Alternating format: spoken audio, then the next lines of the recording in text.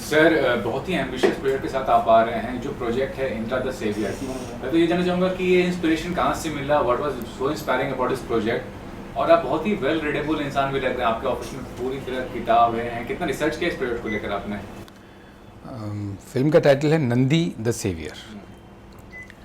और रिसर्च तो आवश्यक है क्योंकि माइथोलॉजी से भगवान शिव के जो प्रथम गण हैं नंदी, तो उन पर एक तरह से आधारित है। हालांकि कंटेम्प्रेरी वर्ल्ड में फिल्म है। हालांकि मेरी रिसर्च इस पे पहले ही हो गई थी बिकॉज भगवान शिव पर एक हम फिल्म प्लान कर रहे हैं, live action adventure fantasy genre है फिल्म का। फिल्म का नाम है रुद्र शिवा। तो उसके लिए ऑलरेडी मैंने चारों वेद, 18 पुराण, उपनिषद, शास्त्र सब 1.5 साल बिता के पढ़े थे। भारत भ्रमण किया, अघोरिस के साथ रहा, नागाज के साथ रहा, शमशान में भी रात बिताई। तो ऑलरेडी वो रिसर्च जो थी इस सब्जेक्ट के आसपास की हो चुकी थी। मगर हाँ, वो क्योंकि शिव काल में सेट नहीं है फिल्म जो है वो कंटेम्प्रेरी टाइम्स के अंदर है, आज के युग में है। ऐसे कारण बनते हैं कि नंदी को एक अधूरा कार्य जो रह गया उस काल में, उसको पूर्ण करने के लिए कलयुग में आना पड़ता है। और फिर किस तरह से यहाँ पर चीज़ें होती हैं, इस तरह की एक सुपर हीरो फिल्म बच्चे टीनेजर्स को टारगेट करके डिज़ाइन करनी थी। तो रिसर्च तो डेफिनेटली एक हिस्सा है हमारे प्रोफेशन का, या कहीं रादर पैशन का।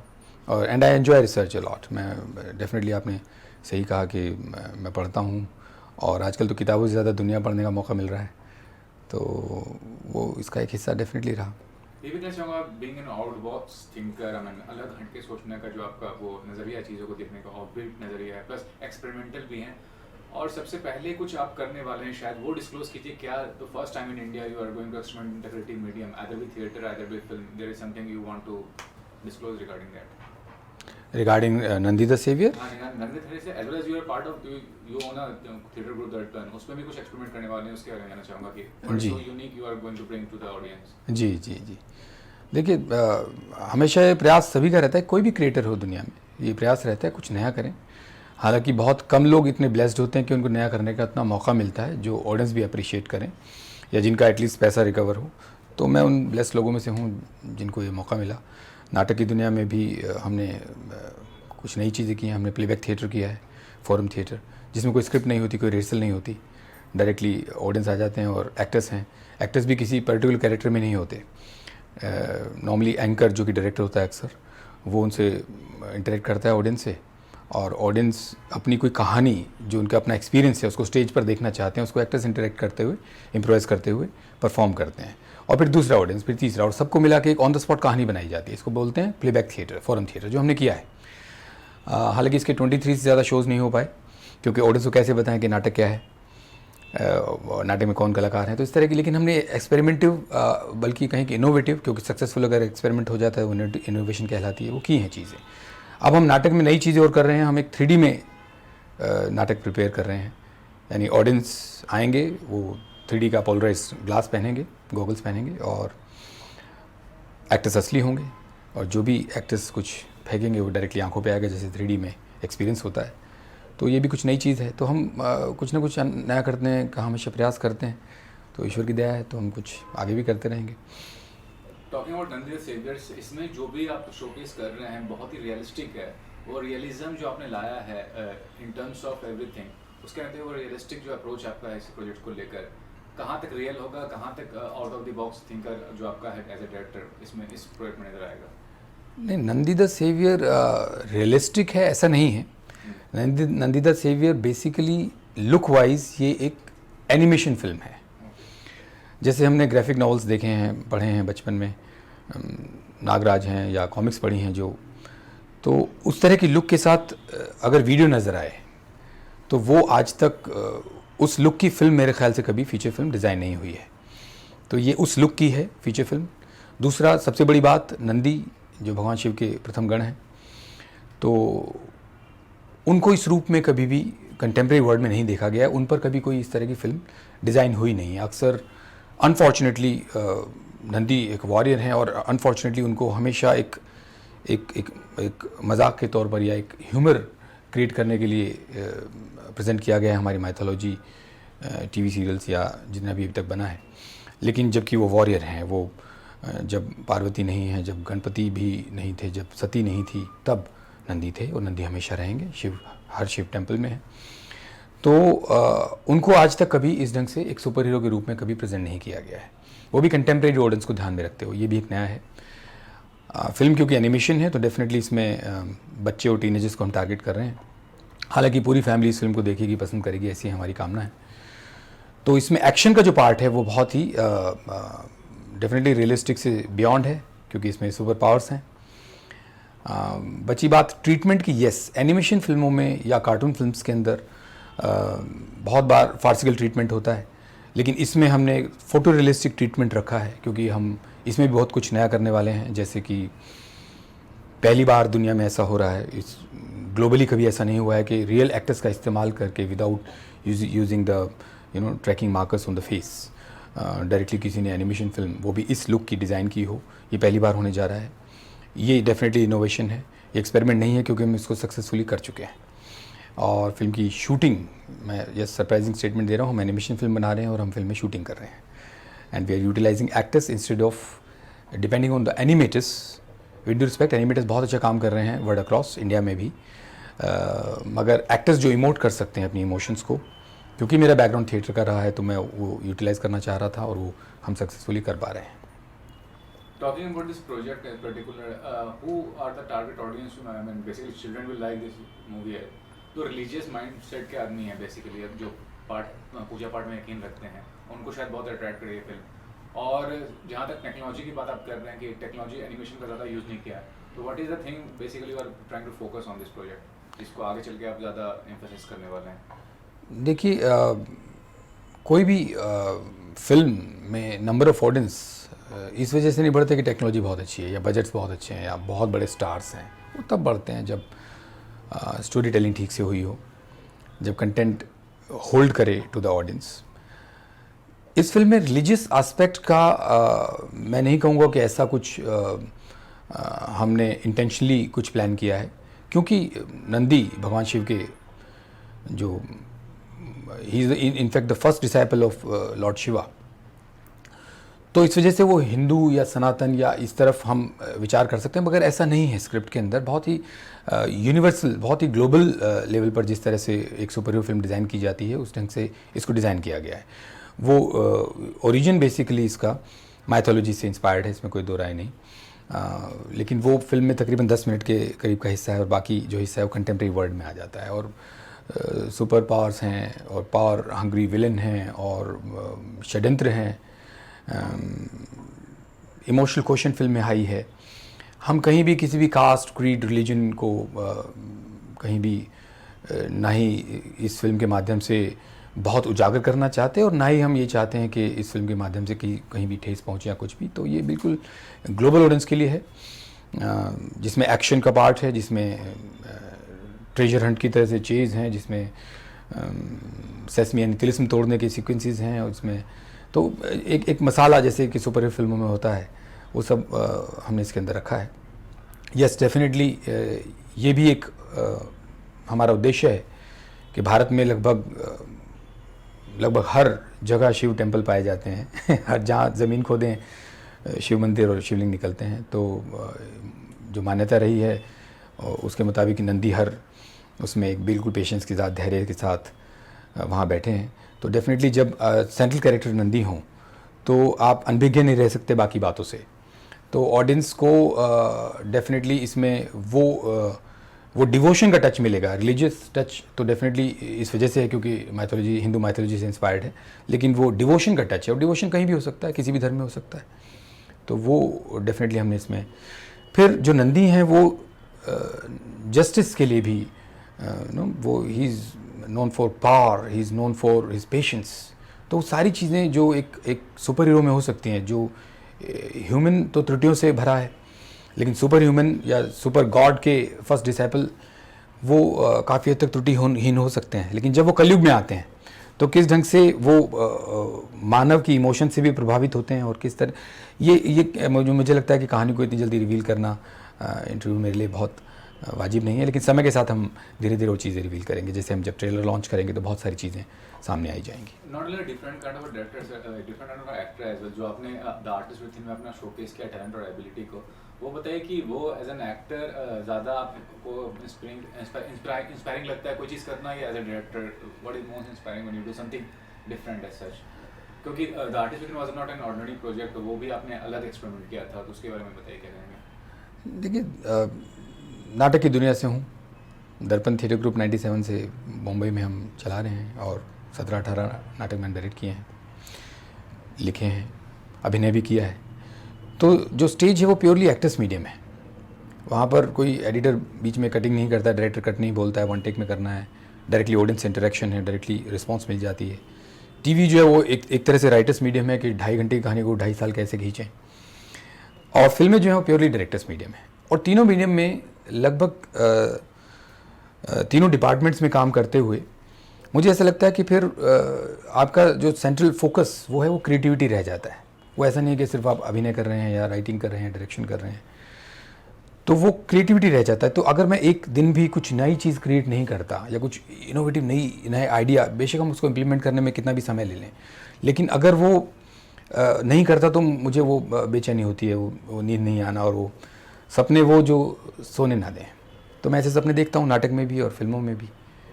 तो आर्टिस्ट विद इन जो फिल्म है वो डेफिनेटली उसी का नतीजा है, क्योंकि हम लोग रेणुकोट नाम की एक जगह है यूपी और एमपी के बॉर्डर पर, वहाँ कुछ शोज़ करने के लिए गए थे, और वहाँ पर ऐसा एक्सपीरियंस हुआ when I forgot myself and it happened only once in my life.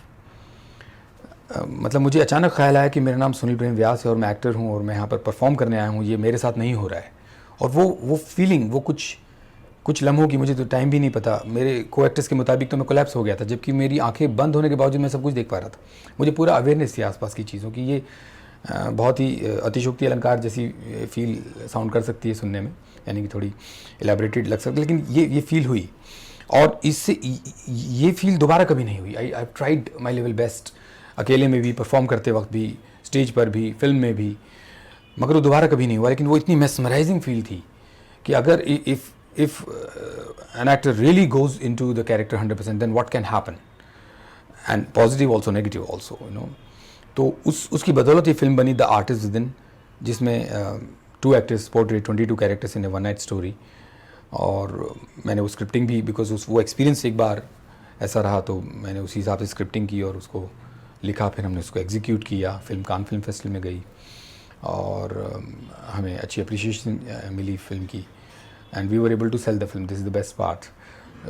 Then we could make another film, and we could sell that, and then we could make another film. This is how, you know, आपकी पहला जो आपका product है, अगर वो अपना पैसा recover कर लेता है तो आप अगला एक्सपेरिमेंट या अगला इनोवेशन कर सकते हैं।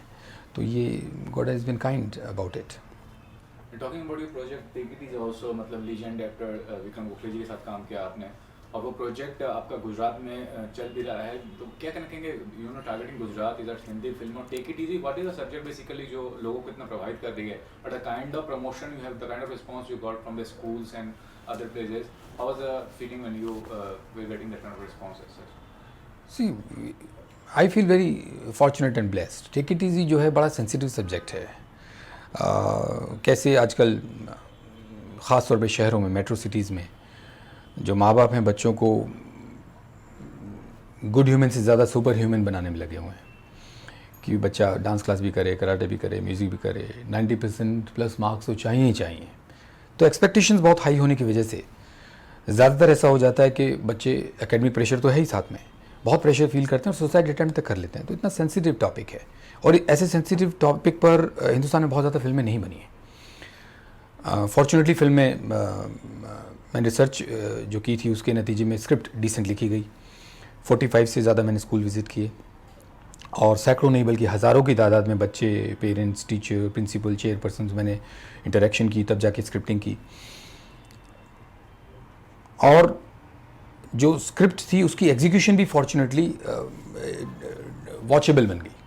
तो रिव्यूज़ भी बहुत अच्छे हो गए, 3 स्टार 4 स्टार रिव्यूज़ मिले हमें। फिल्म 2 हफ्ते टिक गई, उसके बाद फिल्म रिलीज़ हुई है। इस वक्त फिल्म एक्चुअली पीके के चौथे हफ्ते में आई थी, और उस वक्त हम 2 हफ्ते टिक गए, बड़ी बात थी। 300 प्लस स्क्रीन्स पे फिल्म थी।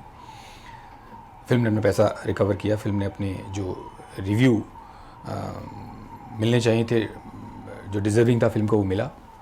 हालांकि पब्लिसिटी और मार्केटिंग में थोड़ा सा हम प्लस माइनस हुए, जो इस वजह से हमारे जो प्रोड्यूसर साहब हैं उन्होंने, मैंने फिल्म लिखी है, एडिट की और डायरेक्ट की है, इसके प्रोड्यूसर कोई और हैं, तो प्रोड्यूसर साहब ने डिसाइड किया इसको री रिलीज़ किया जाए। तो अब वो री रिलीज़ हुई है फिल्म, लेकिन कोविड चल रहा है तो बहुत सारे सिनेमाज बंद हैं। तो पहले सौराष्ट्र और गुजरात में रिलीज़ हुई, तो 60 स्क्रीन्स पे चल रही है।